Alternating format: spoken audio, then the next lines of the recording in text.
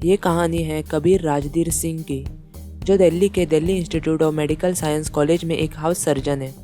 Topper of college, topper of board और topper of university होने के बावजूद बहुत सारे स्टूडेंट्स और कुछ टीचर्स सिर्फ उसके अनियंत्रित गुस्से की वजह से उससे डरते हैं और उससे नफरत करते हैं। एक दिन Delhi institute of medical science और Khalsa institute of medical science के फुटबॉल मैच के दौरान Delhi institute of medical science का कैप्टन यानी कबीर सिंह और Khalsa institute of medical science के कैप्टन के बीच में हाथापाई हो जाती है और इसी वजह से कबीर के कॉलेज का डीन उसे इस हादसे के लिए या तो अपोलोजाइज करने को कहता है, नहीं तो ये कॉलेज छोड़ने को कहता है।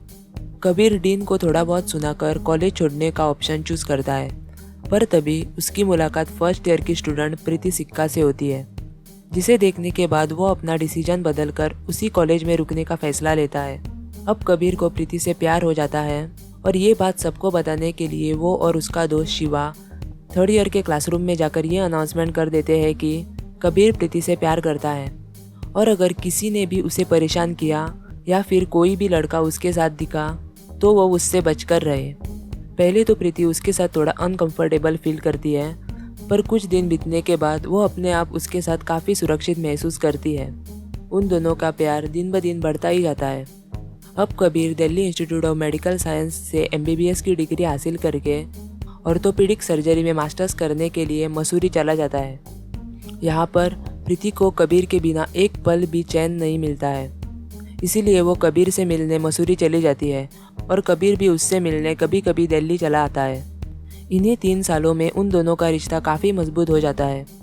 एक दिन कबीर प्रीति को अपने भाई के शादी के सेरेमनी में ले जाने के लिए उसके घर आता है।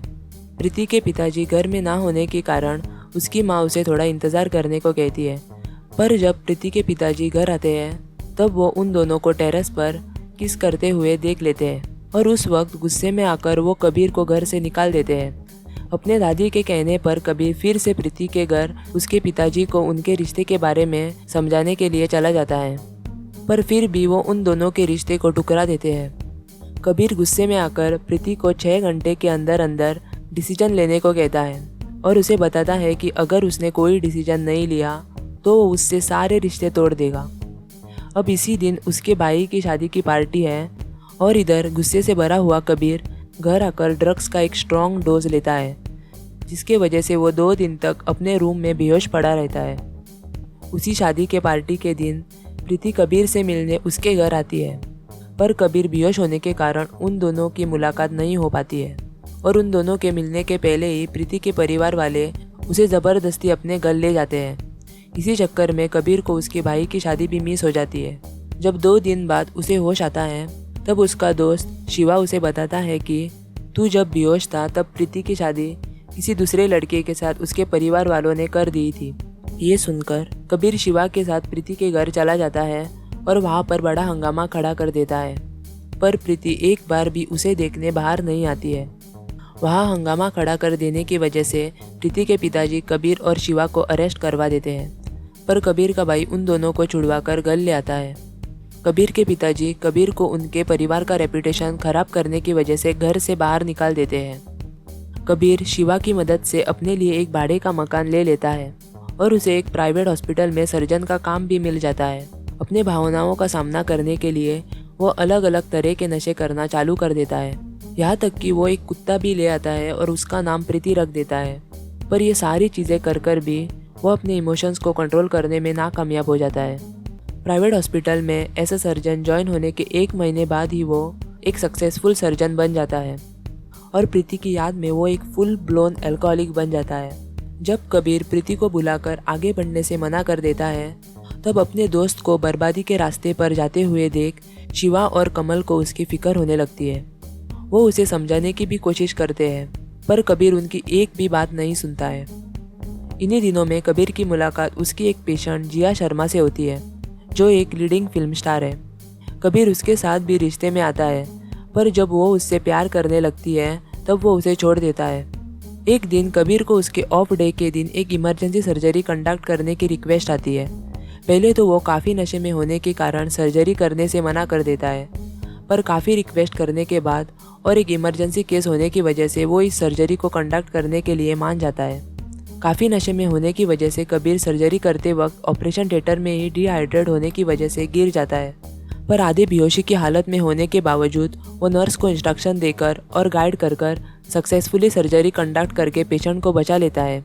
बेहोश होने के कारण कबीर को उसी हॉस्पिटल में एडमिट कर देते हैं, जहाँ से हॉस्पिटल स्टाफ को उसका ब्लड सैंपल मिल जाता है और जिसे एग्जामिन करने के बाद उन्हें उसमें शराब और कोकेन के निशान मिलते हैं, जिसकी वजह से हॉस्पिटल का हेड उस पर नशा करके सर्जरी करने का केस ठोक देता है। अब ये बात मीडिया और सोशल मीडिया में आग जैसे फैलने लगती है। इस हादसे के बाद कबीर शराब पीना और ड्रग्स लेना बिल्कुल ही छोड़ देता है। इस कोर्ट के मामले से कबीर को और उसके मेडिकल लाइसेंस को बचाने के लिए उसका भाई एक लॉयर की मदद लेता है।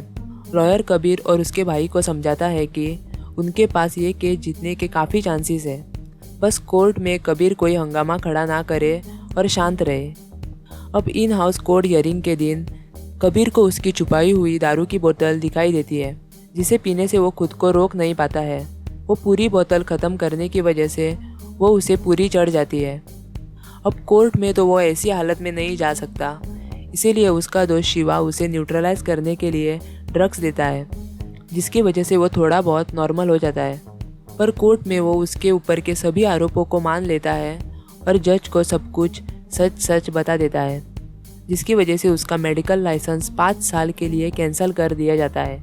इस वजह से उसकी हालत फाइनेंशियली बहुत ही वीक हो जाती है, जिसकी वजह से उसका मकान मालिक उसे घर से निकाल देता है। इसके ठीक अगले दिन बहुत ढूंढने पर शिवा को कबीर एक रोड के साइड में लगी चाय टपरी पर मिल जाता है। वो कबीर को बताता है कि उसकी दादी अब इस दुनिया में नहीं रही और उसके परिवार वाले उसका इंतज़ार कर रहे हैं।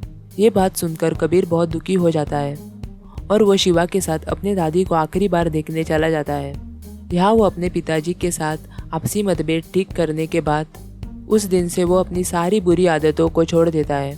इस सब के बाद उसके ज़िंदगी में बदलाव के लिए कबीर के पिताजी उसको एक वेकेशन के लिए जाने की सलाह देते हैं। वो इस सलाह को मानकर वेकेशन पर चला जाता है। रास्ते से जाते समय कबीर को एक पार्क में प्रीति दिखाई देती है। वो देखता है कि वो प्रेग्नेंट है और वो उसके चेहरे से झलकती हुई ज़बरदस्ती शादी की नाराज़गी को साफ साफ पहचान लेता है। उस दिन तो वो प्रीति से मिलने नहीं जाता है, पर वेकेशन से आने के बाद वो उससे मिलने शिवा के साथ उसी पार्क में चला जाता है। कबीर प्रीति को उसके साथ चलने को कहता है। पहले तो प्रीति उससे बात करने से मना करती है, पर बाद में वो उससे थोड़ा बहुत सुनाकर उसे बताती है कि उसने अपने पति को शादी के बाद ही छोड़ दिया था और वो एक क्लिनिक में काम कर रही थी। वो उसे आगे बताती है कि उसमें इतनी भी हिम्मत नहीं बची थी कि वो वापस कबीर के पास जा सके। वो उससे कहती है कि जो बच्चा उसके पेट में है वो और किसी का नहीं बल्कि कबीर का है। ये सब सुनकर कबीर उसे अपने घर ले जाता है और वो दोनों एक दूसरे से शादी कर लेते हैं। आखिरकार प्रीति के पिता को अपनी गलती का एहसास होता है और वो उनसे माफ़ी मांग लेते हैं। और यही है कबीर सिंह की कहानी।